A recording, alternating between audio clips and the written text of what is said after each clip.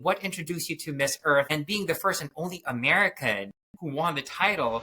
How was that like? I ended up traveling the world and connected to our planet even more, which ended up leading me to join and win Miss Earth. And I won so much more than a title then. I discovered my confidence and it encouraged me to pursue my activism to a higher degree. What pieces of advice or suggestions can you give them so that they can be part of the solution?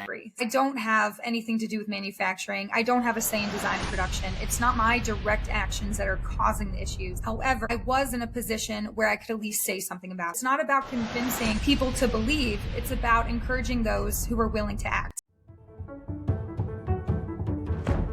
Welcome to Meaningful, Marketing, Mentoring, Mattering, with me, Joseph Alcantara. Together, we'll uncover the power of purpose, experience mentorship magic, unpack ways to make a difference, and find transformative journeys as a community. Welcome to another episode of Meaningful, Marketing, Mentoring, Mattering, with me, Joseph Alcantara. And today, I am joined by someone who is beautiful inside and out. Her name is Lindsey Coffey. Lindsey is a fashion model, an environmental activist, and the first U.S. representative to win the international title of Miss Earth in 2020, competing against 82 nations. With a background in political science and communications, she focuses on campaigning, public speaking, and lobbying on Capitol Hill to raise our environmental consciousness and to transform our people and our planet. As a World Wildlife Fund ambassador, Remake Fellow, climate reality leader, and a collaborator with Greenpeace, Earth Day Network, and the United Nations, she passionately champions for climate justice, wildlife conservation, ethical fashion, environmental preservation, and spearheads worldwide initiatives aimed at fostering a sustainable future. Lindsey continues her advocacy as the head of community engagement and impact awareness at EcoBranders, focusing on outreach and education to encourage sustainable development and mindful action across industries. Please welcome to the pod, Lindsey Coffey. Hi, Lindsey. Hi, Joseph. Thank you so much for having me. And thank you for that very in-depth introduction and the compliments. I appreciate it. But I'm very excited to have this conversation with you. So I'm very happy to be here. That's good. So let's dive right in. I usually ask all my guests the same first question. And that question is, what's your meaningful life story? Take us back from your childhood to where you are today and how all things happen. Well, it was a cold winter night on January 8th in 1992. But if we definitely go in depth, it would be, a very long story. But to sum it all up, I grew up in the country. I played a lot of sports. I spent a lot of time outdoors. I loved animals. I loved just being outside. I even adopted a highway to clean through the Adopt a Highway program. That's how invested I was into the environment. And then, through university, I was pre-law and I did study political science. I was actually supposed to be an attorney. And then I moved to New York to pursue modeling, and that it kind of took off, during my studies. And that's kind of where my life path changed. I definitely did not predict that happening. And I ended up traveling the world and connected to our planet even more, which ended up leading me to join and win Miss Earth, as you mentioned. And I won so much more than a title then. I discovered my confidence and it encouraged me to pursue my activism to a higher degree. So throughout my journey, I am now in alignment with my purpose, which is to heal people and to heal our planet. And it's been pretty meaningful, up till now. And I'm sure it'll be even more meaningful as, life goes on. I love how you've connected all the dots from your childhood interests. Like, it's quite interesting to have someone adopt a highway. Yeah, especially as a child, Exactly. I think you already have those makings when you were growing up that this is something that you're really very passionate about, but suddenly you pivoted because of probably your other interests when it comes to modeling and fashion in the place where you're in. But eventually, everything went back to that same core or purpose when you got introduced to Miss Earth, which I know is a fairly new pageant in the world of pageants compared to the other brands that we know. So can you take us back? What led you to embarking into that journey? What introduced you to Miss Earth? What, eventually made you interested to join and being the first and only American who won the title? How was that like? Yes. So, I mean, even just going back to what you said, ever since I was young, I was an environmentalist, even before I knew what that term meant. I just had such a connection and a passion to nature. And as I grew up, it only strengthened. However, I never had the confidence to actually pursue it because, I was a model. I didn't really study in environmental studies. And so I really lacked that confidence and kind of felt underqualified. And I ended up discovering a lot of myself whenever I did come across Miss Earth. And so I had never even heard of Miss Earth prior to participating. And I don't even remember how it happened, but I know someone told me about it. And through my research, I felt a cosmic pull. We shared the same beliefs, we stood for the same values, and I've only used this phrase twice in my life and actually meant it. I felt the stars align in that moment and knew that this was something I was meant to do. And it turns out my intuition was completely right. And it was an absolutely incredible journey, ups and downs, fear and joy, self doubt and self assurance. And I learned a lot as I was walking that path of self discovery. And, I didn't even know it. And I also sacrificed a lot as well, considering the modeling industry always frowned upon, pageantry. And one of my agencies actually even dropped me. But I knew that it was part of my life plan and I continued to pursue it. And I made history as the first US representative to win. So it was something that honestly, there are no words to really articulate it. It was really the stars aligning and that cosmic energy that just kind of told me in the moment when I saw it, this was something that I was meant to be a part of. And I couldn't be more grateful because I was able to bring back that little girl that used to adopt a highway and clean litter on weekends because she thought that was fun. And I was able to bring her back out again and advocate for a cause that I was completely and overwhelmingly passionate about and, become more than just a model. That is just a beautiful, inspiring story, especially the full 360, full circle moment. Literally what you've said, stars are aligned. You're meant to do it. You're meant to win it. You're meant to represent the country for it, which I think going back to when it happened, it was a year 2020. It Yes. was the COVID year. And I literally, when, I saw your profile, I YouTubed how they've crowned you to be Miss Earth in 2020. And I know it was a tough year because there are no in-person events. Typically, they would, bring all the candidates in a certain country or in the Philippines, for example, and you were crowned and you won virtually. But the good thing about it is that because you have the history, you were doing what you were doing before the pageant, your authenticity really shines. And after that, I see that you're still continuously doing what you have answered in the Q&A, what you've advocated for. So in that duration of that year of your reign, how challenging was it, or was it challenging? And what were the things that you've done during that period that really show that you're not just there because you're a candidate of a beauty pageant, but you really stood your ground in saying that I am Miss Earth 2020 because of X, Y, and Z? So again, it always stemmed back to as a child, I was a closeted environmentalist, if you will. And it took, a lot of introspection to really believe in myself that, this was something that I am capable of being a part of because, education occurs inside and outside of the classroom.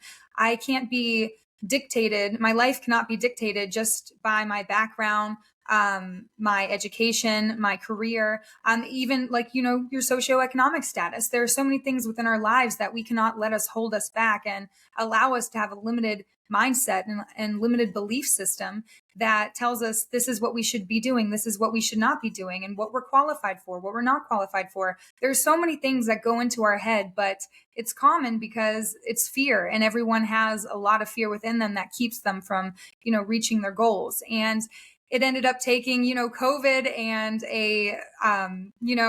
an epidemic worldwide for me to realize, okay, the world is staying still right now. We're also seeing a lot of improvement environmentally.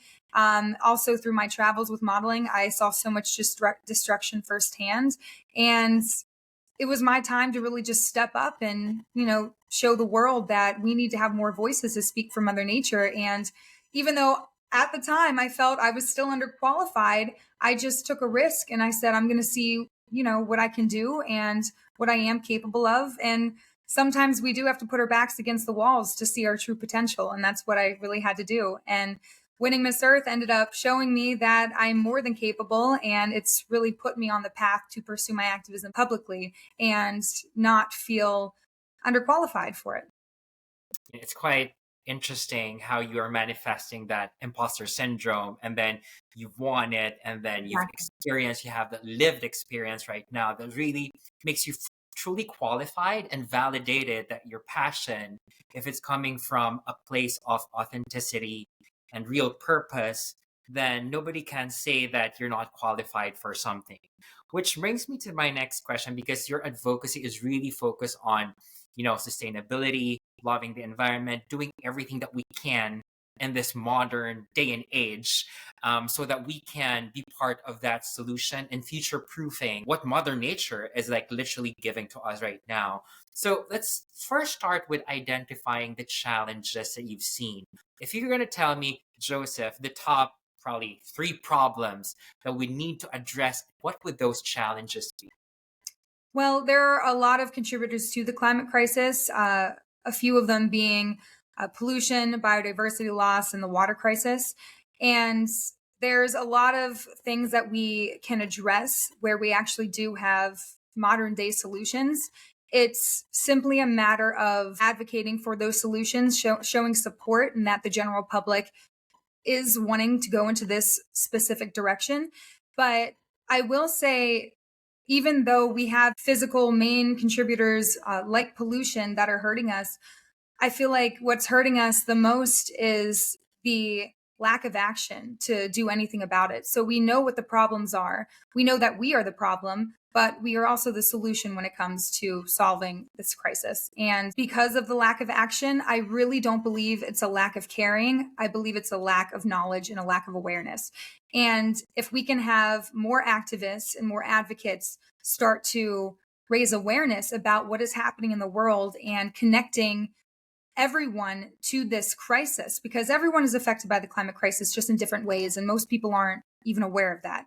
But if we are able to build that connection and to show the world what is happening, then I believe that will really help us begin to save her.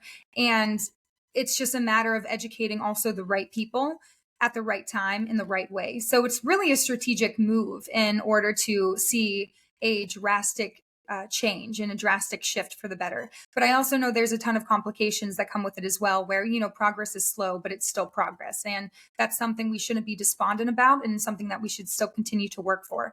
And even as a model within the fashion industry, manufacturing, the textile industry, production, it's also a major contributor as well. I believe the fashion industry holds 8 to 10% of global greenhouse gas emissions. And being a model, I also felt very obligated to act on behalf of the industry as a whole. Key takeaways there for me are 3 things. Number 1 would be education is really very important to eventually drive second action. And then third, that kind of hit home for me because it's part of you and your industry, is that you as a model, you're working in one of the contributors to this situation of, the climate crisis, especially with the evolution and the development of fast fashion. I would have to say that probably based on the studies that we've seen, it's one of the key contributors, and it's also driven by our consumers today. We're in. I want something new. I want something fresh. I want it now. I want more, more, more. I don't necessarily need it, but I want more. And then there are like a lot of manufacturers who found ways to create something that looks amazing, but really very cheap to make it accessible to everyone. And you, as a model, being part of that thread, I kind of feel that dilemma that probably you would be experiencing all the time. How can you stand your ground when it comes to the causes that you push forward, when it comes to, helping save the planet, but also at the same time showcasing to the world that, you can look good and feel good by wearing all these? Can you take me through that thought and dilemma, if it is a dilemma, when it comes to, your profession as a model? Oh, yes. And there was actually a dilemma. I would use the term just, a while ago. And just my overall general advocacy of just environmentalism really stemmed from seeing firsthand the destruction that we've caused. But relating to my activism within the fashion industry specifically, of course, it was much less dramatic, but it still played a very pivotal role in my discovery of even of myself. And so, of course, I've always touched on fashion, but it just wasn't until I began my spiritual healing journey where I ended up realizing that I needed to give it more effort. So I had this moment of honestly just looking around and frankly disgust and confusion because it was the first time that I saw the world for what it was and what we had become. And as you had mentioned, the greed, the consumption, the thoughtless discard, like the constant need for more. And I said to myself, oh my gosh, I'm part of the problem. Like I felt like a hypocrite. And now I was going a little bit into the extreme and being a little dramatic because of what I was going through in that moment. But realistically, I don't have anything to do with manufacturing. I don't have a say in design and production. It's not my direct actions that are causing the issues. However, I was in a position where I could at least say something about it. And as I mentioned, I felt obligated as a model within the industry to help create a new one. So I didn't want to turn my cheek anymore. I didn't want to stay quiet, even though I'm a part of the industry. And yes, I don't have any direct actions associated with pollution and, the climate crisis specifically, but I'm still part of it. And in a way, that burden still rests on my shoulders. And it's because I feel the need to just do something about it and to heal things when I feel they're broken. And being completely immersed in the industry and also seeing, what goes on behind the scenes, it's just now I knew that I didn't have to stay quiet. I can still be part of the industry and also be able to advocate for her and help change her and guide us onto a new path and a new direction to just shift the industry into a, brand new one. Love that. And thank you for sharing that vulnerable part wherein you've mentioned about self discovery, healing, understanding yourself, your place in the situation, what you can and cannot directly control, and those that you can directly control and act upon, you're trying to do now. Which made me realize when I saw that you are the head of community engagement and impact awareness for EcoBranders. They're doing a great step to be able to make that difference and become a part of that solution in an industry that's like literally driven by a lot of, let's put it this way, a lot of people would have to receive the swag items. Companies would produce all those giveaways, those pieces that would make their brands known and resonate. And it's not something that we can avoid. It's not something that we can stop. But there are great alternatives that the manufacturing world within that context is actually experiencing. And you being front and center in creating that solution is pivotal and important as a good example that others can follow. So, the listeners are probably wondering, what is EcoBranders? Walk us through its mission, vision, operations, products, and services. Yes, but even just circling back, exactly what you said, we just live, in a consumption culture and we have so much stuff that just passes through our hands on the daily on the daily and from businesses that are trying to promote themselves. And the promotional industry is one of the worst hidden environmental offenders. And what I love about EcoBranders is that there is a crossover within my industry as well, because this is about the fashion and textile industry. And what EcoBranders is one of the first eco-conscious branded merchandise retailers in the US. And they specialize in brand marketing using earth-friendly products, sustainable packaging, and they even profit share with organizations that are making a positive environmental impact. And a portion of those proceeds go to causes like reforestation projects, ocean cleanups, projects that aim to reduce emissions. And we have a ton of great partnerships doing a ton of great things. And my role as head of community engagement and impact awareness is to focus on outreach and education, addressing negative environmental impacts within the industry and how we can change them, and how we can change them as a consumer and as a business, what we can incorporate into our daily lives and into our business models to change that. So I create educational content for both, and I ultimately aim to reshape consumer culture. EcoBranders is a great organization to be affiliated with because they're leading by example and they're showing that you can have purpose and profit. So it's a really great organization or company. And I'm very, very lucky to be able to find them, especially considering my background in understanding how branding is so important and something that's not going to go away. But there is a way to make it better and to do things more efficiently and more eco-friendly. That is great. Again, all stars aligned for you as someone who Yeah. represents a brand that stands for environmentalism, but also the textile or fashion industry. But to your point as well, it's a good juxtaposition of purpose and profit that a lot of people are probably thinking there's a dissonance between the two, but it is possible if we will Awesome. just be more educated in terms of what the possible solutions are, seek that, find that, and be part of it, then, we'll be able to make a difference and we can make that happen. So, what are Absolutely. your plans or your future plans to make sure that, what EcoBranders is standing behind and trying to rally would be practiced, embraced, and operationalized by a lot of the brands here in the US and hopefully outside the US even? Do you have specific projects or programs, that you would want to talk through so that it will gain a little bit more awareness so the other brands can also be part of them?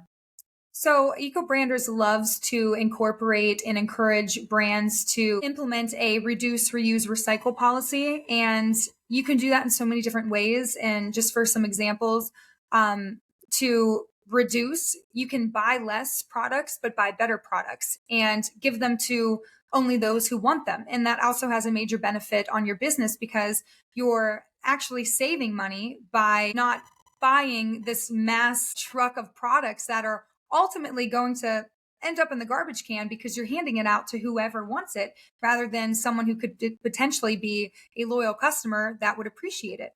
And then we also have reuse. So you reuse the materials that you've had in the past, being able to upcycle and switch your products into something else, create your products from recycled material or create products that are recyclable.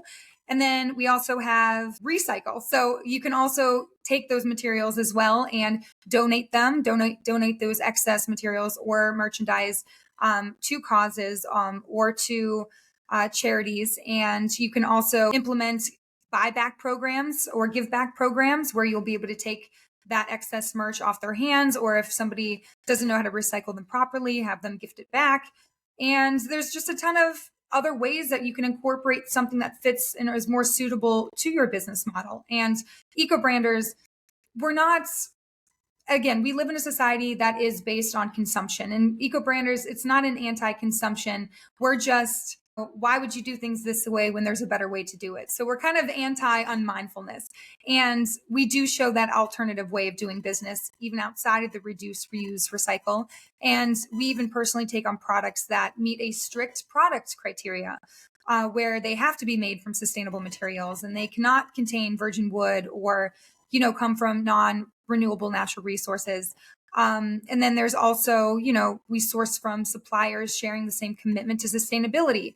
And those suppliers share documentation and certifications, which offers transparency within the supply chain, which is one of the most difficult and complex issues within the manufacturing industry because the supply chain can cross multiple countries, multiple regions, and you don't know where your products are coming from, how they're being sourced, who is sourcing them, and things can get a little questionable. And so being able to offer that transparency also is showing how you are holding yourself and your business accountable by letting you and your consumers know exactly where these products are coming from and how they were sourced.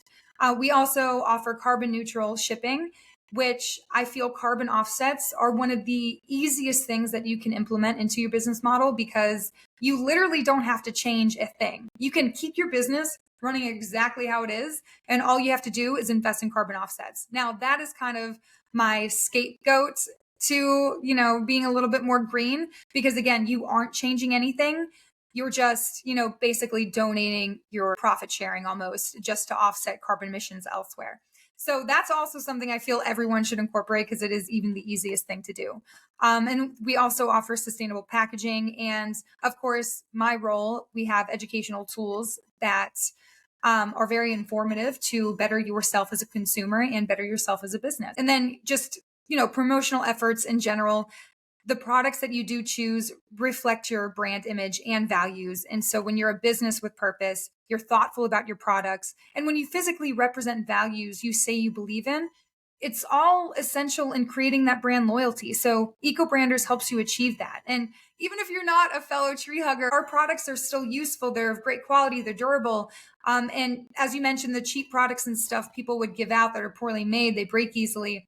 That doesn't reflect well on your company. Why would you want to have that type of reputation? So if you prioritize sustainability, prioritize quality and utility of your products, you're enhancing the effectiveness of your brand while also making a positive impact on the environment and your reputation. So we are just leading by example, being able to show that you can have both and incorporate those certain specific systems into your business model, whichever works for you.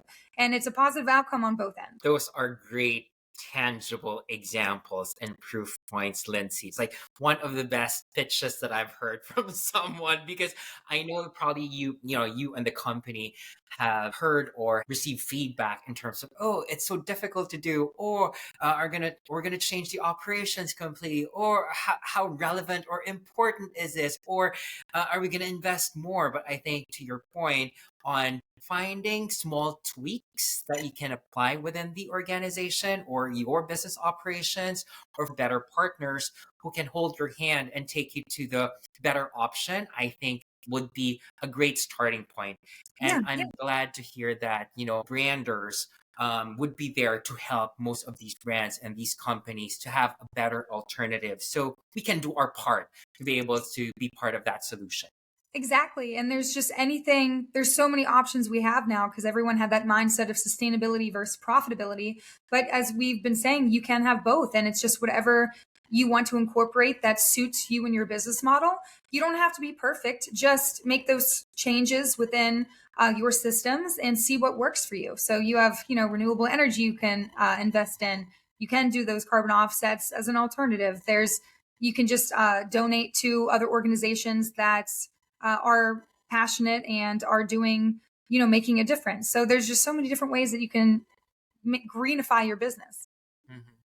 So I think I've learned a lot from you, and that shows that you're a great mentor or educator because that simple piece that you've mentioned in terms of the operational changes that a company can do based off of actual proof points of results in background, I personally have learned a lot.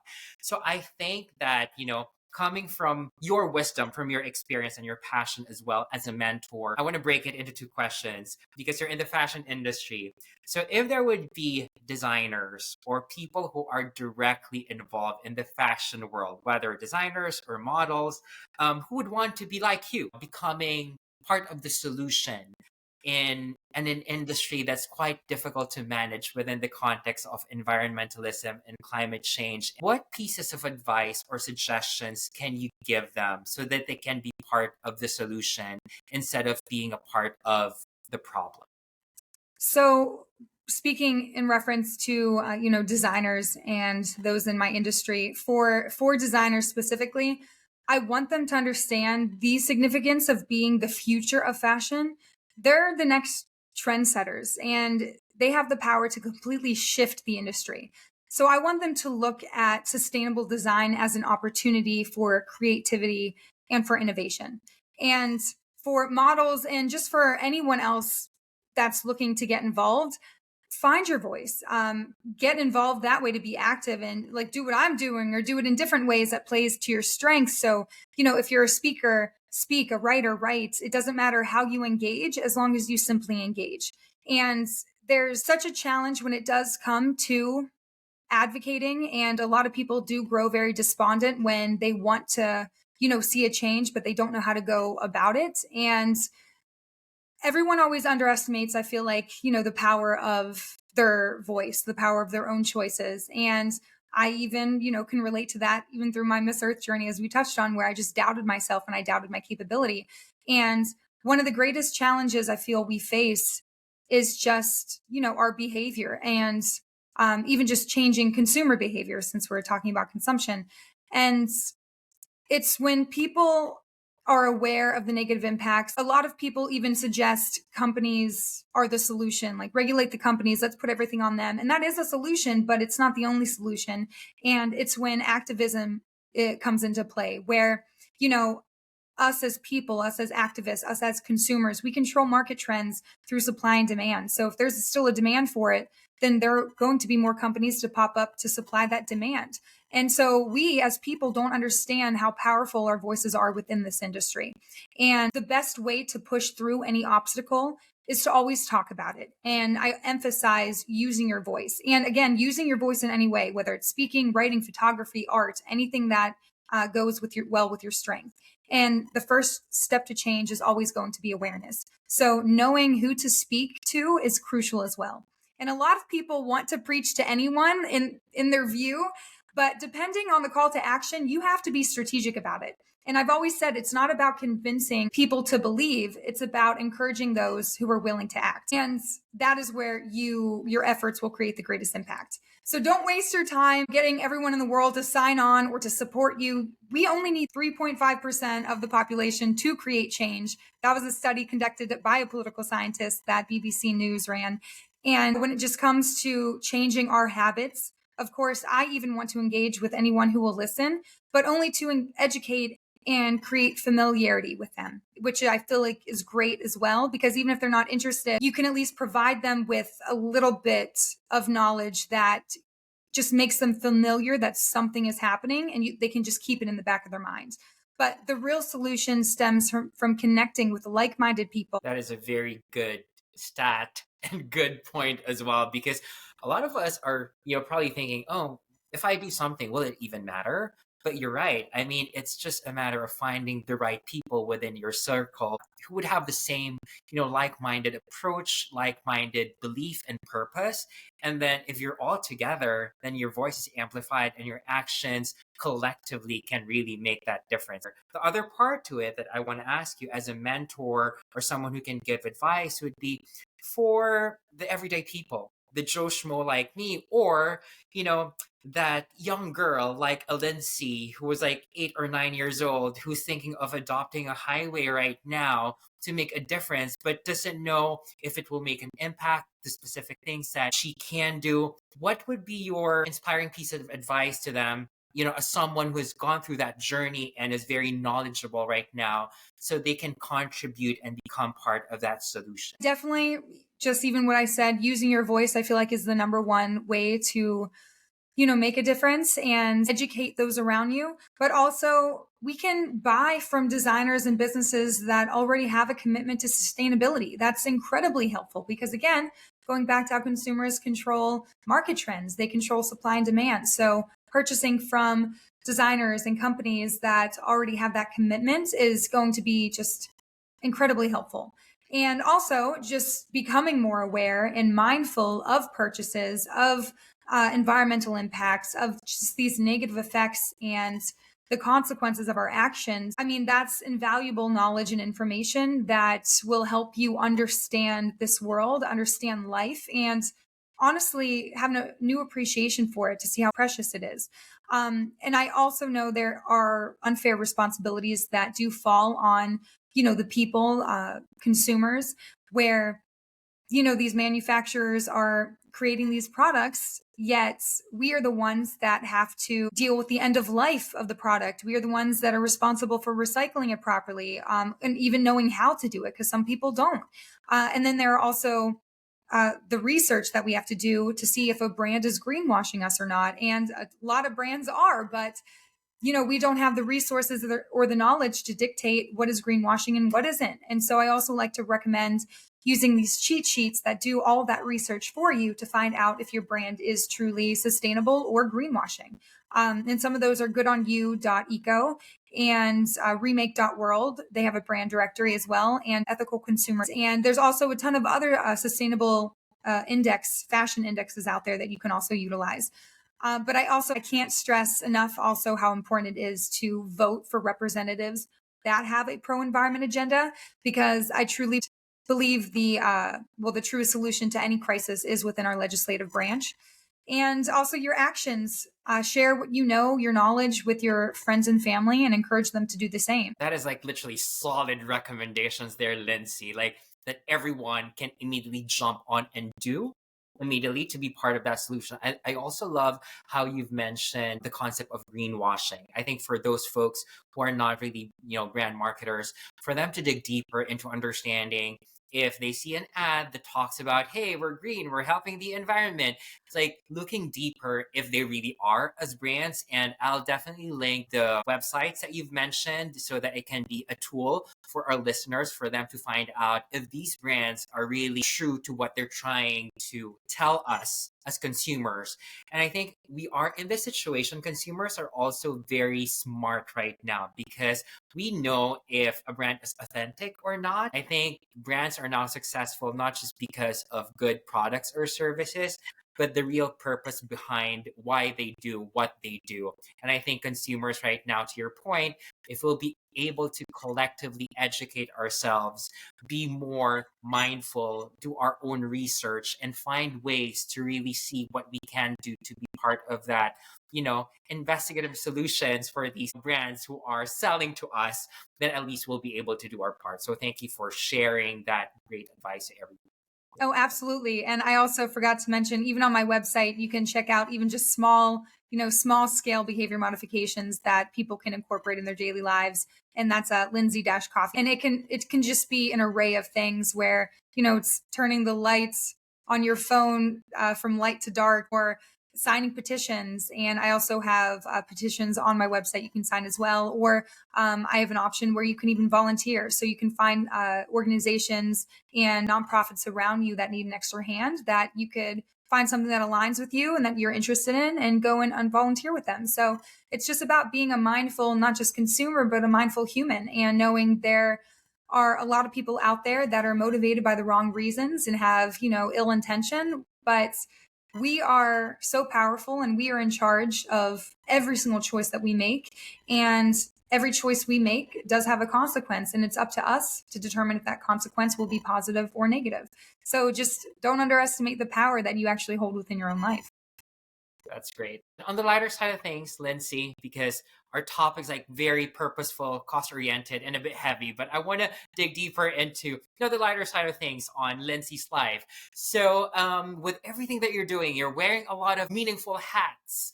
What's the most fulfilling role that you play? And how has that affected you as a person? And why do you continuously do what you do in that particular role? Well, definitely it's my environmental activism, because also it's not just focused on the environment, and people are also included in that ecosystem. We are our own ecosystem as well. So as I mentioned, I did go on a very intense, spiritual healing journey a while ago, and it just put so many things into perspective for me. And I was still already doing my activism and pursuing it. This actually came after Miss Earth, but it elevated my consciousness, and I entered into a new world within my own mind, and I saw, the world that we were just living in, and the world that I saw, it wasn't reflecting outward. And I knew that we could be so much better. We could be so much kinder to the environment, kinder to each other. And I realized that, fortunately, I know not many people can relate to this. Some can, as some people are still finding their purpose in life. I was able to find my purpose, and it was environmentalism, to heal the people, to heal our planet. This journey that I went on only confirmed and validated what I had thought already, and it just gave me more meaning to it, because it's interesting how you can even experience gratitude. And at the time, you feel you know what gratitude is. But I ended up coming to such a deep connection with myself, with other people, and just with the world around me, that I deepened my gratitude, which I didn't even think was possible. And it's even hard to explain, but it just shows that we are always able to grow as people. And even if we truly feel we're grateful for something and we have that gratitude, now I realize I bet you could even go deeper than that and provide an entirely new meaning to that gratitude.